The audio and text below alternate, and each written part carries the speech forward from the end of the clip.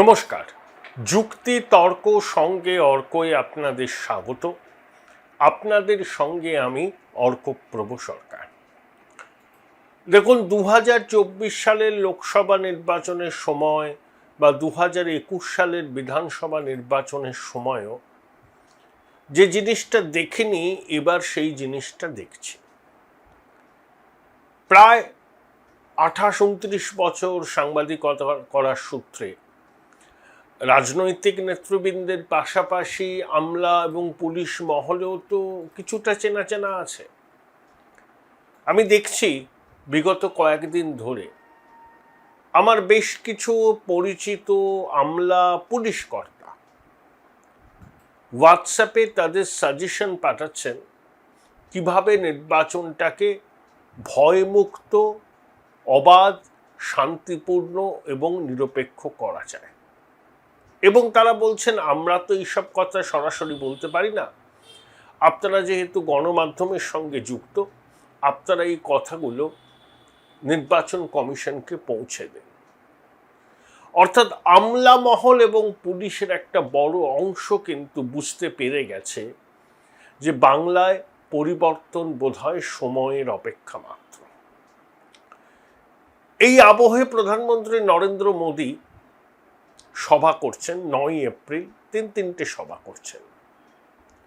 হলদিয়ার সভা থেকে তিনি যে কথাগুলো বলেছেন সেগুলো খুবই গুরুত্বপূর্ণ। এক, আমাদের রাজ্য সরকার, বিশেষ করে দিদিমণি, নাম করেন না মোদিজি, পিএম শব্দটাকেই অপছন্দ করেন, তাই প্রধানমন্ত্রীর নামের সঙ্গে যুক্ত যে প্রকল্প তার নাম বদল করে দেন। 2, বিজেপি ক্ষমতায় আসলে রাজ্য জুড়ে রোজগার মেলা চালু হবে, অর্থাৎ সরাসরি সরকারি চাকরির নিয়োগপত্র দেয়া হবে। 3, তৃণমূল সন্ত্রাস, কাটমানি, সংবিধান না মানাকে অভ্যাসে পরিণত করেছে। কার্যত মহাজঙ্গল রাজ চলছে। এর বিরুদ্ধে এবার মানুষ তৈরি আছে, পরিবর্তনের ঝড় বইছে, সেই ঝড়কে ঠেকাতে পারার ক্ষমতা তৃণমূলের নেই। এটা প্রধানমন্ত্রীর বক্তব্য, এবং প্রধানমন্ত্রীর বক্তব্য এবং সমবেত জনতার হর্ষধ্বনি প্রমাণ করছে যে এবার বাংলার হাওয়াটা শাসকের পক্ষে খুব একটা অনুকূল নয়। যদিও বিভিন্ন গণমাধ্যম বিভিন্ন রকম ওপিনিয়ন পোল করছে, আমি সেগুলোর সম্পর্কে একটি কথাও বলবো না। তৃণমূলের পক্ষে হোক, বিজেপির পক্ষে হোক, যারা এই ওপিনিয়ন পোল করছে তাদের নির্দিষ্ট কিছু রাজনৈতিক দৃষ্টিভঙ্গি আছে। সেই দৃষ্টিভঙ্গিকে মাথায় রেখে কখনো দিল্লির প্রভুদের, কখনো নবান্নের প্রভুকে সন্তুষ্ট করার জন্য তারা এই ওপিনিয়ন পোলগুলো করছে, যার সঙ্গে হয়তো বাস্তবের খুব একটা সম্পর্ক নেই। দেখুন, নির্বাচন কমিশনের সঙ্গে তৃণমূলের সংঘাত নজিরবিহীন পর্যায়ে পৌঁছেছে। তার আগে বলি, আবার অনুরোধ করি, চ্যানেল সাবস্ক্রাইব করবেন এবং থ্যাঙ্কস বাটনে ক্লিক করতে ভুলবেন না। ডেরেক ওব্রায়ানের নেতৃত্বে 3জন সাংসদ, একজন প্রাক্তন সাংসদ, মুখ্য নির্বাচন কমিশনার জ্ঞানেশ কুমারের সঙ্গে 7 মিনিটের সাক্ষাতের পর বেরিয়ে কি বলেছিলেন সেগুলো আপনারা সবাই জানেন, আমি সেগুলো নিয়ে চর্বিত চর্বণ করব না। তারপরে তৃণমূলকে ট্যাগ করে কমিশনের যে এক্স হ্যান্ডেলে পোস্ট, পশ্চিমবঙ্গে এবার ভয়মুক্ত, অবাধ, নিরপেক্ষ, ছাপ্পামুক্ত, বুথ জ্যাম মুক্ত ভোট হবে। হ্যাঁ, হবে। অনেকে এখনো আশঙ্কা প্রকাশ করছেন যে কমিশন যতটা গর্জাচ্ছে ততটা কি বর্ষাবে। Hold your breath. এবার কমিশন যেভাবে নির্বাচন করবে, বিগত 30 বছরে বাংলার মানুষের সেই নির্বাচন দেখার অভিজ্ঞতা নেই। কোথাও কোনো গন্ডগোল করার কেউ চেষ্টা যদি করে, যে কোনো রাজনৈতিক দল, সঙ্গে সঙ্গে সেখানে পুনর্নির্বাচন হবে। এখন ভোট কেন্দ্রে হুমকি দেওয়া, ভোট কেন্দ্রে একাধিক লোকের জড়ো হওয়া, এগুলো তো আমরা জানি, তখন তো হবেই পুনর্নির্বাচন। কিন্তু ধরুন একজন ভোটার ভোট কেন্দ্রে যাবেন, তিনি ভোট কেন্দ্রের আশেপাশেই থাকেন, তাকে ভোটের আগে থেকে লাগাতার হুমকি দেওয়া হতে লাগলো, ভোটের আগের দিন রাত্রে তার পরিচয়পত্র সব কেড়ে নেওয়া হলো। সেই খবর কমিশন জানলে তৎক্ষণাৎ সেই বুথের নির্বাচন বাতিল হয়ে যাবে। সাতলাকি খোকাবাবু যেভাবে ডায়মন্ড হারবার লোকসভা কেন্দ্রে নির্বাচনে যেতেন, এবার ওই দক্ষিণ 24 পরগনায় অপ্রত্যাশিত ফলাফলের জন্য শাসক তৈরি থাকুন।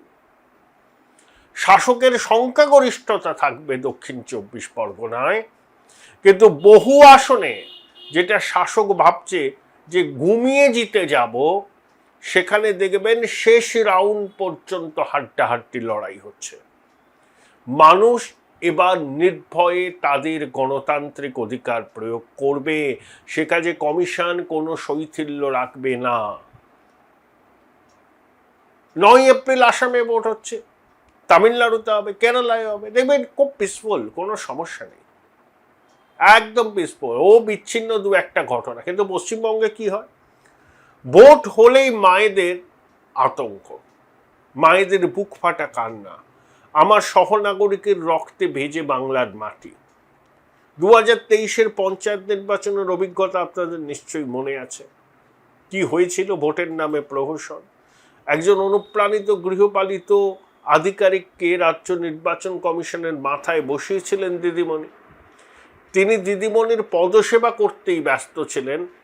আরে রাজ্য নির্বাচন কমিশনও একটি সাংবিধানিক প্রতিষ্ঠান, তার যে দায় দায়িত্ব আছে সেটা তিনি ভুলে গেছিলেন, এবং এতই অনুপ্রাণিত ছিলেন হাইকোর্ট কান মুলে দিল এই ভদ্রলোকের চৈতন্যদয় হয়নি। 24 সালে 23-এর পঞ্চায়েত নির্বাচনের মতো অত হিংসা না হলেও বহু জায়গায় ভোটারদের ধমকানো চমকানো হয়েছে, আগের দিন রাত্রে পরিচয়পত্র কেড়ে নেওয়া হয়েছে, গণনা কেন্দ্রে বিরোধী দলের কাউন্টিং এজেন্ট যাতে উপস্থিত থাকতে না পারেন তাকে ভয় দেখানো হয়েছে, বাড়িতে সাদা থান পাঠানো হয়েছে, বাইক বাহিনীর দাপট দেখেছি আমরা। এবার কিন্তু সেগুলো হবে না। কেউ যদি এই চেষ্টাটুকু করেন, সে কলকাতা হোক এবং দূরবর্তী জেলাতেও হোক বা প্রত্যন্ত গ্রামেও হোক, দেখবেন সঙ্গে সঙ্গে নির্বাচন স্থগিত করে দেওয়া হবে এবং নিরাপত্তার চাদরে মোড়া হবে। এবং আর একটা জিনিস কমিশন খুব ভালো সিদ্ধান্ত নিয়েছে, 55 কোম্পানি বাইরের রাজ্যের সশস্ত্র পুলিশ বাহিনী আনছে। আপনারা যারা আমার প্রতিবেদন নিয়মিত দেখেন, আমি বহুকাল ধরে বলে আসছি যে সেন্ট্রাল ফোর্সের পাশাপাশি বাইরের রাজ্যের সশস্ত্র পুলিশ বাহিনীকে প্রয়োজন। কেন? একটাই কারণ, সেন্ট্রাল ফোর্স আজকে বস্তারে আছে, কালকে জম্মুতে আছে, কালকে ভারত বাংলাদেশ সীমান্তে আছে, কিন্তু তারা তো বিভিন্ন জায়গায় তাদের দায়িত্ব পড়ে, তারা দায়িত্ব পালন করেন। কিন্তু ভিন রাজ্যের সশস্ত্র বাহিনী যখন সেই রাজ্যে স্টেশন লিভ করবে, সরাসরি তাদেরকে বলে দেওয়া আপনাদের দায়িত্ব হচ্ছে অবাধ, সুষ্ঠু, শান্তিপূর্ণ ভোট পরিচালনা করা, কারুর প্রতি ন্যূনতম পক্ষপাত প্রদর্শন না করা, এবং আপনারা যে যে কেন্দ্রে দায়িত্বে থাকবেন বুথে বা সন্নিহিত অঞ্চলে, সেখানে যদি গণ্ডগোল হয় তার জন্য আপনারা রেসপন্সিবল থাকবেন। এবং যখন আপনারা নির্বাচনের দায়িত্ব পালন করে আপনাদের নিজ নিজ রাজ্যে ফিরবেন কর্তব্যে গাফিলতির জন্য, তখন কিন্তু আপনাদের কনসিকুয়েন্স ফেস করতে হবে। অনেক বেশি দায়বদ্ধতা সুনিশ্চিত হবে ভিন রাজ্যের আর্ম ফোর্সকে নিয়ে আসলে। সেটা কমিশন করছে, আরও বাড়বে। আপাতত 55 কোম্পানি, তারপরে আরও বাড়বে। কুচবিহার দক্ষিণের অবজারভারকে কমিশন সরিয়ে দিয়েছে। তিনি জ্ঞানেশ কুমারের মুখের উপর কথা বলেছিলেন, কথা কাটাকাটি করেছিলেন, সেটা তো অন্য বিষয়। আসলে কুচবিহার দক্ষিণ কেন্দ্রের কতগুলো বুথ, কতগুলো সেন্সিটিভ, কতগুলো সুপার সেন্সিটিভ, এ সম্পর্কে এই ভদ্রলোকের কোনো ধারণাই ছিল না। আপনাকে অবজারভার করা হয়েছে এই জন্যই তো নির্বাচনী কেন্দ্রটাকে আপনি হাতের তালুর মতো চিনে নেবেন। সময় পেয়েছেন, তা সত্ত্বেও যদি কাজে গড়িমসি করেন এবং জ্ঞানেশ কুমারের মতো হার্ড টাস্ক মাস্টার যখন আপনার কাছে আপনার কাজের কৈফিয়ত তলব করে, আপনি যদি আপনার অ্যারোগেন্স শো করেন, আপনার ইগো দেখান, যা পরিণতি হবার তাই হয়েছে। বোলপুর শহরের কোলাহল থেকে মাত্র 20 মিনিট দূরেই রয়েছে সুন্দর রিসর্ট, যেখানে পেয়ে যাবে স্পেশিয়াস আর এস্থেটিক্যালি ডিজাইন রুম। তোমরা যারা গ্রুপে যাও তাদের জন্য আছে কমফোর্টেবল গ্রুপ স্টে অপশন, আর কাপলদের জন্য রয়েছে লাক্সারিয়াস সুইট রুম, তার উপর আবার ফ্ল্যাট 10% অফ। এখানে প্রকৃতির মাঝে তোমরা পেয়ে যাবে একটা সুন্দর সুইমিং পুল, ছোটদের জন্য প্লে এরিয়া আর একটা এস্থেটিক সেলফি কর্নার। প্রপার্টিটা পুরোটাই পেট ফ্রেন্ডলি, আর এখানে আছে অনেক কিউট ছোট ছোট র্যাবিটস। সকালের ব্রেকফাস্ট থেকে ডিনার পর্যন্ত পেয়ে যাবে একদম হোমলি কমফর্ট ফুড, যা এক কথায় অসাধারণ। বেঙ্গলি কুইজাইনের সাথে সাথে পেয়ে যাবে চাইনিজ আর নর্থ ইন্ডিয়ান অপশন। বিকেলে বনফায়ারের আলো, বন্ধুদের সাথে আড্ডা আর খোলা আকাশের নিচে গ্রাম বাংলার হাওয়া, পুরোটাই এক অপরূপ অনুভব। তাহলে বলো তোমরা কবে প্ল্যান করছো এই পিসফুল এসকেপটা? And don't forget to follow Miss Cupcake for more such travel updates. এবং শুধু রাজ্যের আমলাকুল নয়, কমিশন নিযুক্ত জেনারেল অবজারভার, পুলিশ অবজারভার সবাই কমিশনের আতস কাচের নিচে আছে।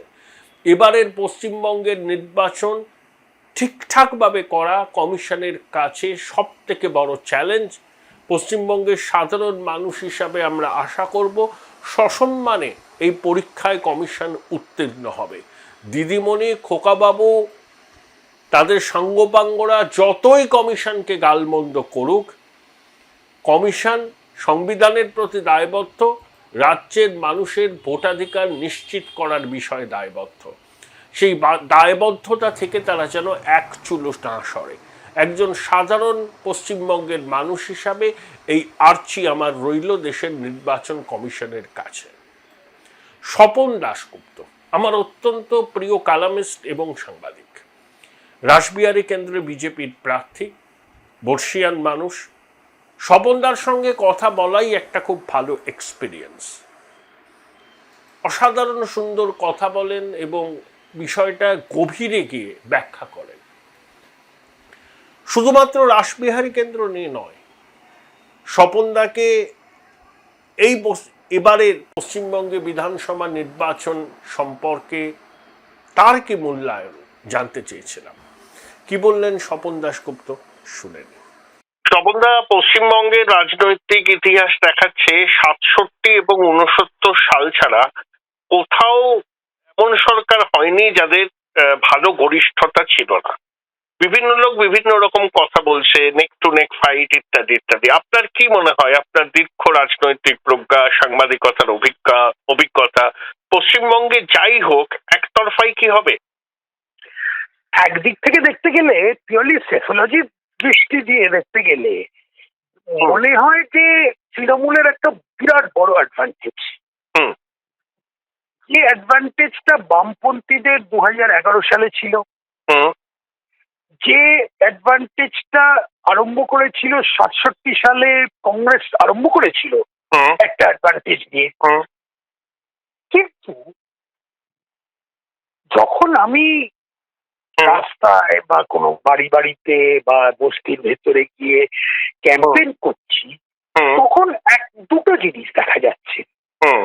প্রথমত যে হ্যাঁ, একটা পরিবর্তন দরকার, এটা অনেক মানুষ নিজের থেকেই বলে উঠছে, সত্য ভাবেই বলছে, ফেস করে বলছে, বেশি চেঁচিয়ে বলছে না, কিন্তু প্রাইভেটলি একদম কথা বলে, মহিলারা বেশি করে। হ্যাঁ, আর দ্বিতীয়ত যেটা দেখতে পাচ্ছি, যেটা হচ্ছে অনেক বেশি করে বস্তি অঞ্চলগুলোতে, কলকাতার বস্তি অঞ্চলে এক ধরনের একটা ভয় এবং একটা আতঙ্ক আছে, বেশি জোরে কিছু বলা উচিত না। এখানে দাদারা কন্ট্রোল করে। আমাকে কোনো বয়স্ক মহিলারা আমাকে বলেছে এখানে সমস্যা হচ্ছে যে রাত 8:30টার পর যে কারা রাজত্ব করে সেটা ভগবান জানে, তাই জন্য আমরা আতঙ্কে থাকি।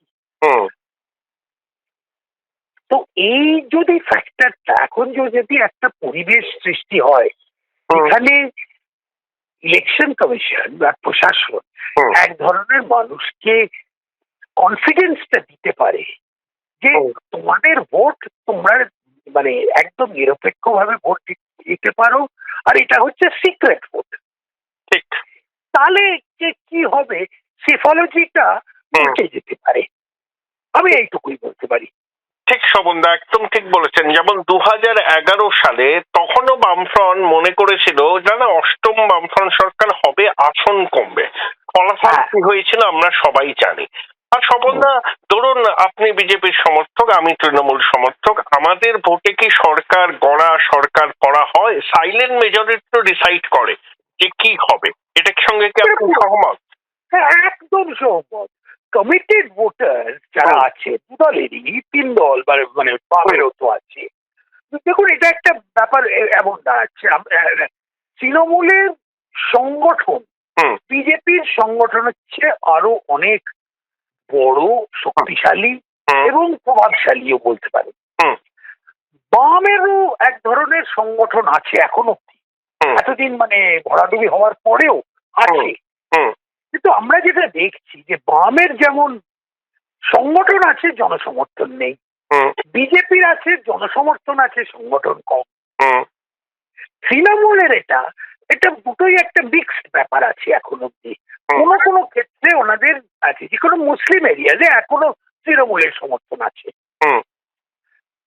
আর কোনো কোনো বস্তি অঞ্চলে যেখানে ওদের কোনো দাদাদের প্রভাব, ধরুন কালীঘাট অঞ্চলে, ওইখানে ওদের একটা প্রভাব আছে, এবং স্ট্রং, মানে পুরো টোটাল ডমিনেশন এক ধরনের বলা যেতে পারে। হ্যাঁ, কিন্তু আপনি যখন একটু বস্তি অঞ্চল থেকে বেরিয়ে নিম্ন মধ্যবিত্ত বা উচ্চ মধ্যবিত্ত যে কোনো বাঙালি এবং অবাঙালি পরিবারের কাছে যান, তখন কিন্তু চিত্রটা একদম ভিন্ন অন্য হয়ে যায়। তখন দেখেন লোকের মধ্যে বিজেপির একটা বড় সমর্থন। না, এটাকে এখন ক্লাস ফ্যাক্টর হিসেবে ধরা যায় কি অন্য কিছু ধরা যায় সেটা এখন আমি জানি না, আমি রিজার্ভ জাজমেন্ট। কিন্তু এইটাই আমি যা লক্ষ্য করছি সেটাই বলছি যে এর আগে অনেক সময় বলা হতো যে বিজেপি বাঙালি ভোট পায় না। এটা এবার একদম মানে এই আমার ব্যক্তিগত অভিজ্ঞতা বলছে যে বাঙালি যারা ভদ্রলোক শ্রেণী, নিম্ন মধ্যবিত্ত, উচ্চ মধ্যবিত্ত বাঙালি ঝেঁটিয়ে বিজেপিকে ভোট দেবে এবার। স্বপনদা, বস্তি এরিয়ায় তৃণমূলের হেজিমনি ভাঙবার জন্য আপনি কি কৌশল নিচ্ছেন? আর লক্ষ্মীর ভান্ডার কি এবারও কিছুটা হলেও গেম চেঞ্জার হতে পারে? লক্ষ্মীর ভান্ডার একটা প্রভাব ফেলে, কিন্তু একটা জিনিস আমি লক্ষ্য করেছি যে অনেক সংখ্যায় মানে একটা সিগনিফিকেন্ট মাইনরিটি তারা লক্ষ্মীর ভান্ডার পায় না, তারা বৃদ্ধ ভাতা, পেনশন সেটাও পায় না। একদিক থেকে পরিষেবাটা দলীয় ভিত্তিক করা হয়েছে। দ্বিতীয়ত, যে ধরনের সিভিক পরিকাঠামো হওয়া উচিত সেখানে নেই। একটা ধরা যাক কালীঘাট মুখ্যমন্ত্রীর এলাকা, 15 বছর মমতা ব্যানার্জি ওখানে রাজত্ব করেছে, কিন্তু প্রতি বছর ওখানে আমাদের বুড়িগঙ্গা থেকে নোংরা জল এখানে এসে ফ্লাড করে। তার জন্য কোনো ধরনের, প্রথম কথা গঙ্গাটাকে তো পরিষ্কার করা তো দূরের কথা, নোংরা হয়ে আছে। তার উপর যে এই যে মানুষ যারা থাকে ওখানে তাদের জন্য যে একটা কিছু মানে তাদের তো কন্ডিশনস অফ লিভিং একটা ইমপ্রুভমেন্ট করা উচিত এতদিনে একটা মুখ্যমন্ত্রী অবশ্য, কিন্তু তাদের ওই ভোটটাকে কন্ট্রোল করাটাই হচ্ছে। ওখানে একজন যে বলছে আমি কোনো পদ নেই আমার, কিন্তু আমি পরিষেবা করি। আরে ওটা হচ্ছে একটা আন্ডারওয়ার্ল্ড টাইপ ব্যাপার ওখানে চলছে, মানে আন্ডারওয়ার্ল্ড জিনিসটা। এখন যেটা করেছে আপনার অনেক সময় আপনি বলেন লুম্পেন ক্লোরিক্যালিয়েট, কথাটা আপনি বেশ ব্যবহার করেন। আমি মনে করি ওটা খুবই মানে প্রাসঙ্গিক, কারণ এই যে একটা শ্রেণী উঠে গেছে, শ্রেণী তৈরি হয়েছে পশ্চিমবঙ্গে, যারা রাজনীতিকে ব্যবসা হিসেবে তো নিশ্চয়ই ধরে, কিন্তু তার উপর তাদের লাইভলিহুডটা হচ্ছে, তাদের আয় সবকিছুই হচ্ছে এই সিন্ডিকেট করা, কাটমানি নেওয়া, রেট তৈরি করা, কত রকমের পার্কিং থেকে কে সোনা পপ্পু ওটা গোল পার্কে এসে গেল, এই ধরনের হয়ে গেছে।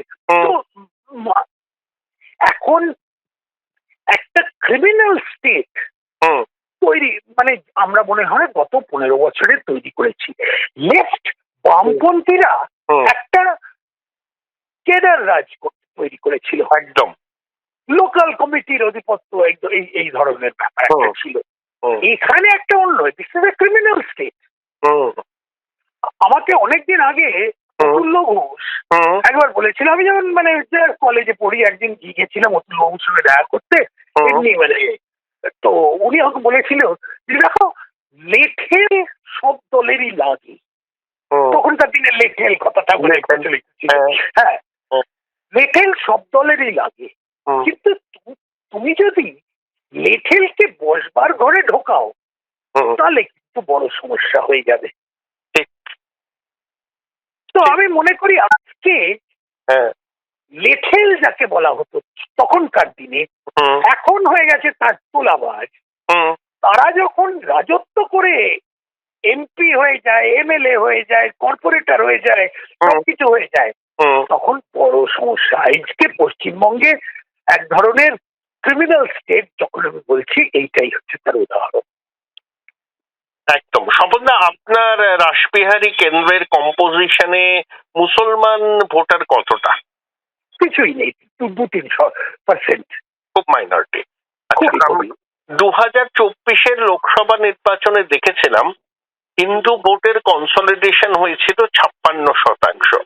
আমার যতদূর স্ট্যাটিস্টিক্স মনে আছে, ভারতবর্ষে সব থেকে বেশি হিন্দু ভোটের কনসলিডেশন হয় গুজরাটে, 100টার মধ্যে 61টা। বাংলাদেশের ঘটনা, ক্রমবর্ধমান শোষণ, এবারে কি আনপ্রেসিডেন্টেড হিন্দু কনসলিডেশন হবে পশ্চিমবঙ্গে? তার সুফল কি আপনি পাবেন? এটা একটা আন্ডার কারেন্ট চলছে সব জায়গায়। এটা এমনকি বস্তি এলাকাতেও দেখা যাবে। এই আন্ডার কারেন্টটা হচ্ছে যে মানুষকে, কিন্তু এটা গ্রামাঞ্চলে আরো বেশি হবে শহরাঞ্চলের থেকে, আমি যতটা অনুভব করতে পারি। আবার যে জায়গায় হবে শহরাঞ্চলে, তখন ধরুন কলকাতাটাকে, আপনি এটাকে দেখতে পারবেন ওই কিছুটা হিন্দু কনসলিডেশন হবে বালিগঞ্জে, কসবাতে, ওই পোর্টের দিকে, এগুলো হবে, কিন্তু এটা আনইভেন প্যাটার্ন হবে। কিন্তু ওভারঅল এই যে 56% আপনার 2021 বা 24-এ যা ছিল, 24-এ যা ছিল, ওটাকে আমার মনে হয় 60-এর কাছাকাছি হবে এবার। আচ্ছা, মানে গুজরাটকে আমরা অতিক্রম করে যেতেও পারি, যা বর্তমান পরিস্থিতি। আর আমার শেষ প্রশ্ন, প্রচারের মূল কৌশলটা কি? দেখুন, তৃণমূল কংগ্রেস এই পুরো এলাকাতে ফ্ল্যাগ আর ব্যানার দিয়ে ছড়িয়ে দিয়েছে। 1 নম্বর, প্রায় আমার মনে হয় 50 থেকে 60 লাখ টাকা তারা খরচ করেছে ফ্ল্যাগের উপরে বা ব্যানারের উপর। দ্বিতীয়ত, আমরা যাই করি সেটাকে মানে 3 ঘন্টার মধ্যে নামিয়ে দিয়ে ফেলে দেয়। 100 দিনের কাজ যারা করে তাদের কাজ হচ্ছে যে আমাদের ব্যানার নামানো। কংগ্রেসের ব্যানার না, কংগ্রেসের পোস্টার কিছু করে না, নকশালদের পোস্টার কিছু করে না, আমাদের শুধু বিজেপিকে টার্গেট করে। ঠিক আছে, তাই জন্য এইটা জেনে শুনেই আমি সব জায়গায় ব্যক্তিগতভাবে, সে অলি গলি বস্তির মধ্যে লাস্ট বাড়ি পর্যন্ত গিয়ে আমি ব্যক্তিগতভাবে মানুষের কাছে যাচ্ছি, নমস্কার করছি, দেখাচ্ছি, আমার মুখটা দেখাচ্ছি, আমার পরিচয়পত্র দিচ্ছি, ওইটা করছি। আমার স্ট্র্যাটেজি এরকম হবে যে যতটা পারি ব্যক্তিগত কন্ট্রোলে। আর যেটা আমি আর মানুষকে বলছি যে দেখুন, পরিষেবাটা একটা আপনাদের অধিকার, মানে এটা একটা এন্টাইটেলমেন্ট, একটা স্টেট লেভেল এন্টাইটেলমেন্ট। সেটা কোনো দাদা দিদির ওপরে নির্ভর করা উচিত না। আপনারা যখন আমরা যখন সিস্টেম তৈরি করেছি যেখানে দাদা দিদির কাছের মানুষ হলেই আমরা পরিষেবা পাবো, সেই সিস্টেমটা আমরা ভেঙে দিতে হবে। আমরা দলীয় মানে পরিচয় নির্বিশেষে পরিষেবা দিতে হবে। এইটা আমার একটা হয়তো এটা একটু অ্যাবস্ট্রাক্ট মেসেজ, কিন্তু যাই হোক আমি মনে করি এটা দেওয়া উচিত। চলুন এখন আমি করছি সব জায়গায় পেটে হেঁটে যাচ্ছি।